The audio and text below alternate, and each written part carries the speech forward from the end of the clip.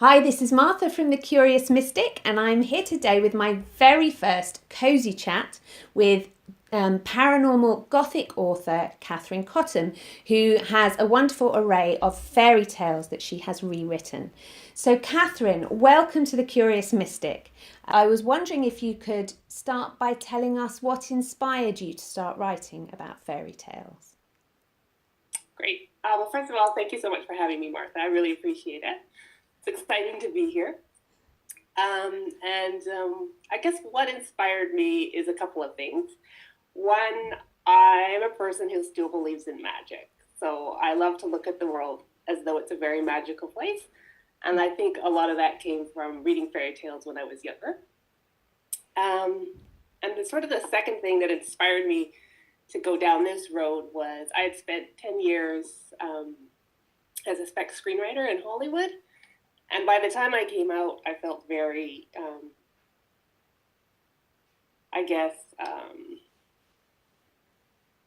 creatively barren. I didn't feel like I had a lot of ideas and I was very worn out. And so when I took to writing stories again, I wanted to find something that had a set structure. And so I began another phase of my writing career by using story tales, again, to grab that magic that they held for me as a child, and then just to use the structure of them so that I knew that I could still tell a story. So it became like a foundation point for me. Fabulous. Yeah, that makes sense.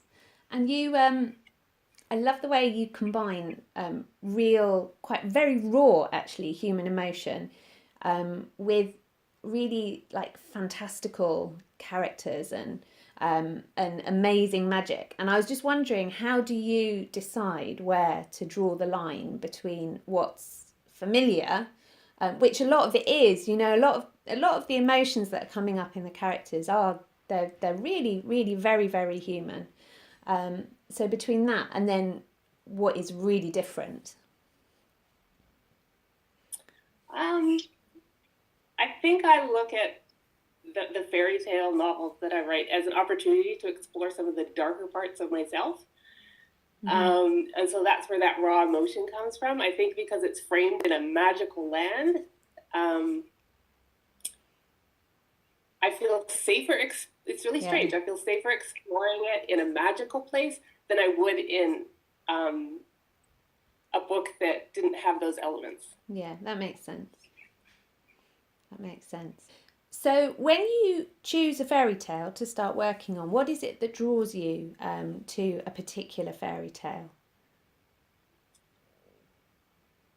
I think what draws me to a particular fairy tale is strangely the darker aspects of it, and what parts of myself I want to explore, almost like matching tone, like what elements of myself can I see in a particular fairy tale that I want to examine and explore. Yeah. Okay. So I was recently reading The Shoemaker, which I found really really gripping, really kind of carried me along. Really enjoyed it, and the princess stands out as being a particularly wild and crazy character. And in fact, she really, really reminded me of someone out of Alice in Wonderland. And Okay, yeah. she had that kind of almost like the Queen of Hearts, that real kind of unpredictable, kind of but very edgy side to her. Yeah. So I was wondering if she was inspired by someone or something, whether kind of in real life or in literature or film or anything. I was wondering where she'd come from. Interesting you should say Alice in Wonderland, because that was my favorite fairy tale when I was a child. Okay. My grandmother used to read me that story, and I still have the book she gave me when I was like 3. And she smoked a lot, and so she had this very gravelly smoker's voice. And when I read that book, I can still hear her reading it to me. Wonderful. So the princess definitely resonates with the queen. Okay. And another queen was, I was looking at photographs of fashion done by Alexander McQueen at the time.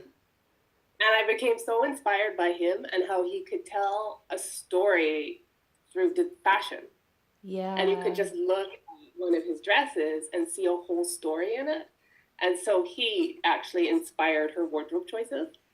Okay, and does that then tie into the shoes? Because for those who haven't read, the Shoemaker makes these incredible shoes with this kind of almost story or scene depictions on them, doesn't he? Yes, yeah, he greatly, like, that ability to tell a story with fabric or a piece of clothing, that entirely came from just looking at Alexander McQueen photographs of his clothes.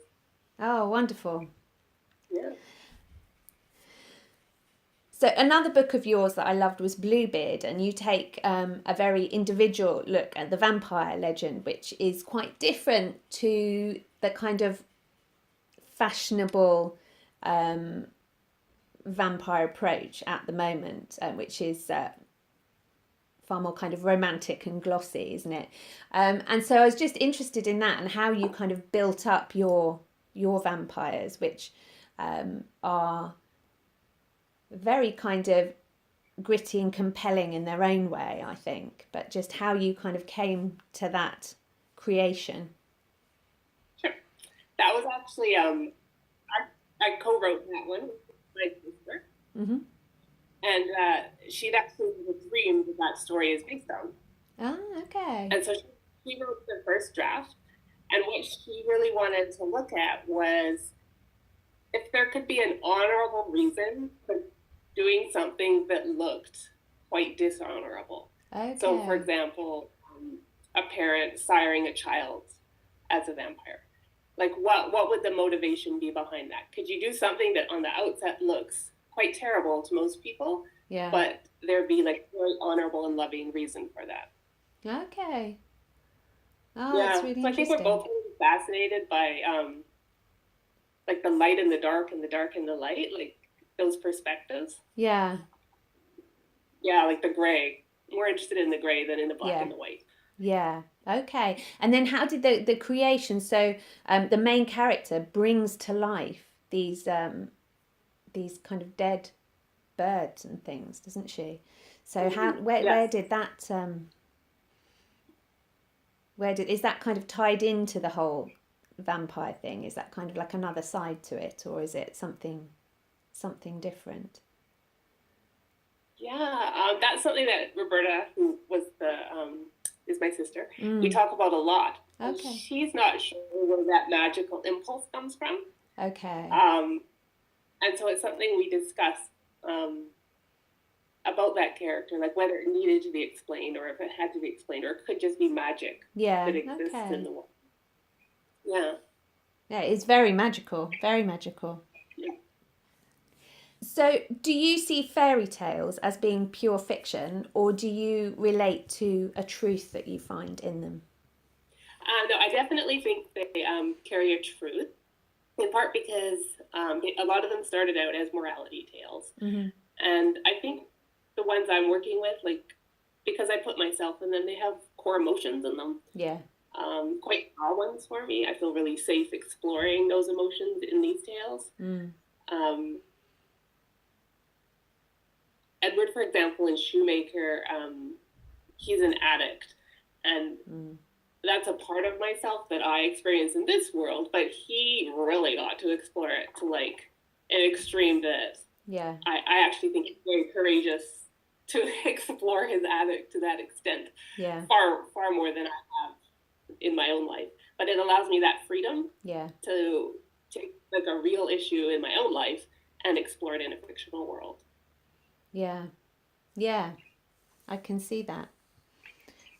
And I mean, my next question, I think you've kind of partly answered actually. I was going to ask, do you think that fairy tales have a message for us in modern times?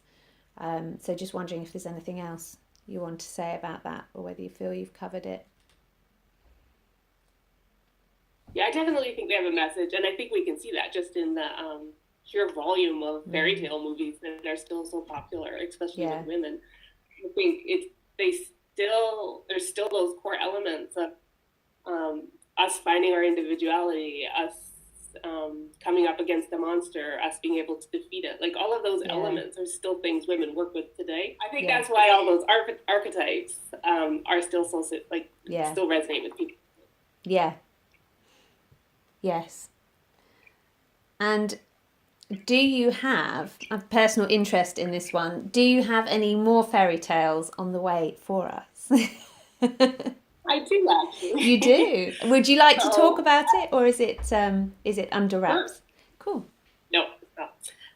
So I have two more. So Shoemaker was originally conceived as a standalone novel. Yeah. But I loved Ferrybone, the world I created in it, so much that I didn't want to leave it. Yeah. So I've written two more that are set in the same world, although they're not a sequel. Yeah. The second one is called The Queen's Cage, and it's actually an original fairy tale. Okay. But it was inspired by Cinderella, Snow White, and Rose Red, because I had a vision of them as three sisters, and that was sort of my starting point, although it's ended up somewhere very different. Yeah. But it still has the three sisters. So that one's finished, and it's in the editing phase at the moment. Fabulous. And there's a third one, tentatively called The Princess's War, and that's it's just finishing its first draft at the moment. So they're all set in the Ferrybone world, because I wasn't ready to leave it. Brilliant. I can see why. I really enjoyed that world as well. Fabulous. And would you like to tell us where people can find your books and where they can find you online? Sure. I'm on Amazon at Kathryn Cottam, so that's my author name. And then I'm online at kathryncottam.com. Fabulous. Well, thank you so much for coming to talk to me, Kathryn. And thank you so much. Please do go and find her books. She has some really, really wonderful fairy tales out there. The two that we talked about today, which I have read and really enjoyed, are The Shoemaker and Bluebeard. So do go and have a look and find her books on Amazon. And you can find me online at www.marthadunlop.com. And that takes you to my blog, The Curious Mystic, which has other blogs on stories as well as on spirituality and psychic development. You can also find me on Facebook and Twitter and Instagram, all under Martha Dunlop. So thank you very much for joining us, and I look forward to seeing you all again soon. Bye-bye. Thank you.